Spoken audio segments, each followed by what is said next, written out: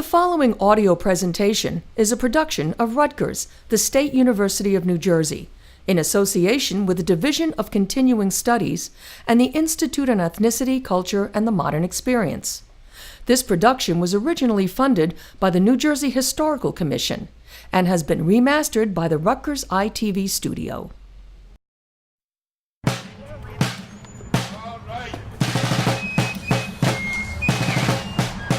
Sergeant Major, come over, pick up a musket and a cartridge box.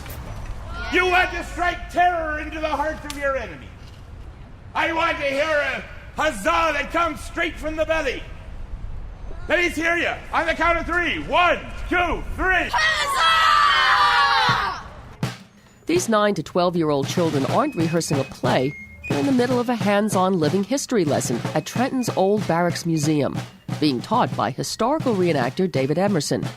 Only today, he's Sergeant Major McCaffrey, dressed to the hilt in an 18th century soldier's blue coat uniform from Washington's Continental Army. Curious onlookers stop to stare as Emerson takes the youngsters through their paces. Don't be firing the muskets till I teach you how to use them. These youngsters are partaking of their living history lesson on one of New Jersey's most famous historic sites, the Old Barracks.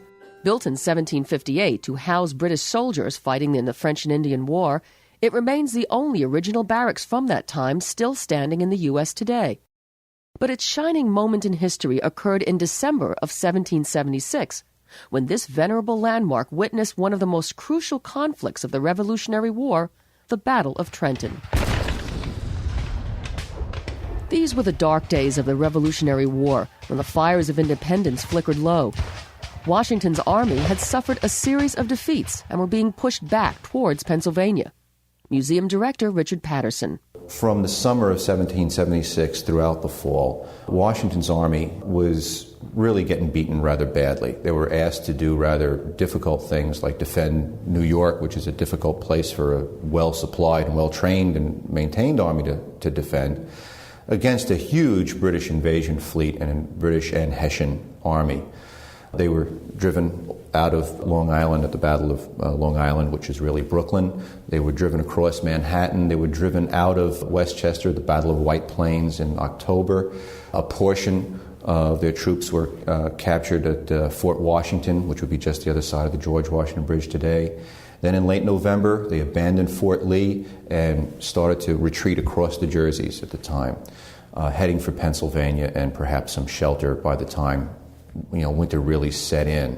Indeed, according to Mark Lender, an historian at Kane College, this was probably the all-time low point of the Revolution.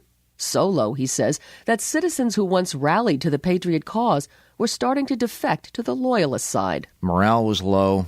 The military position of the British was commanding.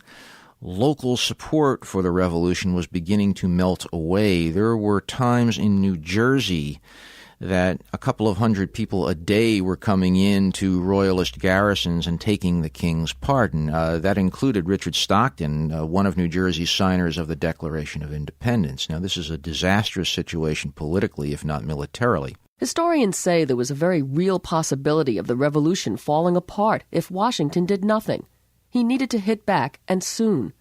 That rallying point turned out to be the city of Trenton.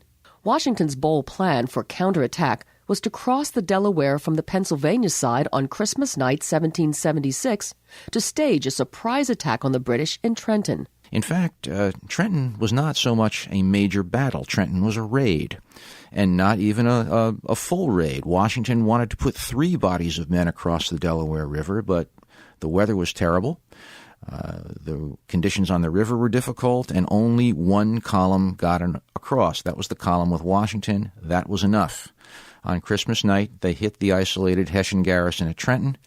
It was a shot in the arm to Patriot morale. The Hessians were German mercenaries stationed at the Old Barracks and were some of the most proficient troops under British command.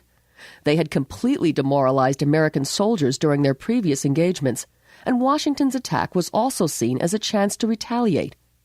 Patterson argues that, contrary to popular belief, the Hessians were not too drunk from celebrating Christmas to fight in Trenton. If anything, he says, they were overly prepared and on the alert, because of continuous minor raids by the Americans. The soldiers were up all night sleeping on their arms, fully clothed and with their accoutrements and their weapons nearby, because they were being raided to death. Little parties would bump into some of their pickets and there would be another alarm sounded, so they all get up again and so on. So if anything, these guys were exhausted. They weren't drunk. And they're fine soldiers, and it does honor to our own armies to talk about them fighting good troops. And if they beat somebody, they didn't beat a bunch of drunks sitting around in the street. They beat a professional army. And so they did on December 26th, when Washington surprised the Hessians in Trenton. A confused and running fight ensued through the city streets, but the Americans emerged the victors. Washington's group was able to completely, surround the town, capture 2/3 of the Hessians that were here, about 1,000 men. Their cannons, their drums, their muskets, the whole bit. And lost virtually nobody. So with very little loss, they were able to capture the better part of a Hessian brigade and really reverse their fortunes. And this would begin what became known as the 10 Days Campaign. In 10 days, Washington, whose fortunes were so low, was able to recapture virtually all of New Jersey except for Perth Amboy and a little bit of New Brunswick. By the summer of 1777, there was not a single British soldier in New Jersey. With victories at the Second Battle of Trenton and Princeton, the Americans proved their mettle against an army of seasoned British troops. And the American Revolution, so close to defeat, was saved. Of course, the significance of all this probably escapes these young visitors at the Old Barracks in Trenton. As they continue to march across the parade ground to the sound of the fife and drum, many are unaware of the decisive and pivotal conflict that erupted right under their feet. Today, just the experience of becoming a patriot soldier, if only for the moment, transcends anything else.